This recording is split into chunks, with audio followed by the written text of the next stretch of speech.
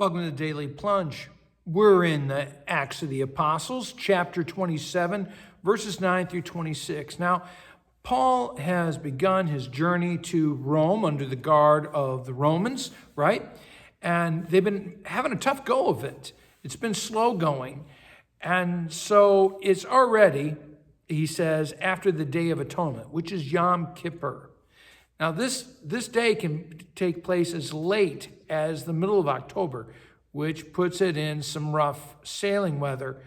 And Paul says to them, I can see that our voyage is going to be disastrous. It's going to bring great loss to ship and cargo and to perhaps our very own lives. And the centurion looks at this Jewish scholar and decides to go with the two guys whose business it is to sail the high seas. He talks with the ship owner and the captain or the pilot and decides to go with their advice. And so they make a break for it, is pretty much what this text says, and decide to get out to sea. And at first, seas are gentle, but then all of a sudden, hurricane force winds hit them.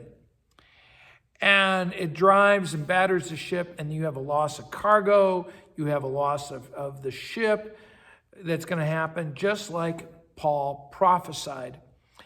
And there's no food, and they're so desperate.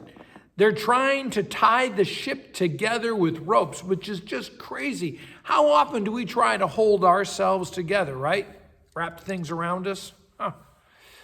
It's so bad they throw the ship's gear, its tackle, overboard. And so they're no longer in control. They can't control it. They're thrown over the cargo.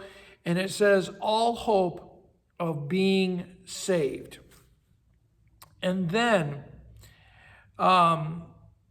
in verse 21, we have the ultimate, I told you so. You should have listened to me. But I have good news. Because the God I belong to, the God that I worship and serve, Paul says, is going to save us. Because he said to me, I must go to proclaim the gospel before Caesar, and to Caesar I will go. And so God promises that no one will be lost.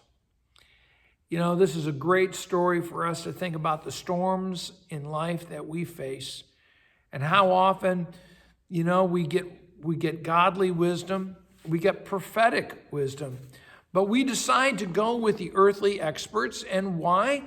Because it's nonsensical to listen to this spiritual stuff. These guys are experts, but they're not in control. God is. And, I think about the other thing is that Paul says, we're going to be okay, but we are going to run aground. We're going to run through some rough seas, and we're going to hit some rough patches. It's going to be a rough landing.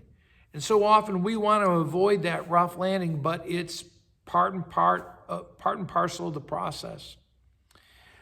Our hope, though, is in the promises of God, and that's what we cling to. Well, thanks, my friends. Have a blessed day. We'll talk to you tomorrow.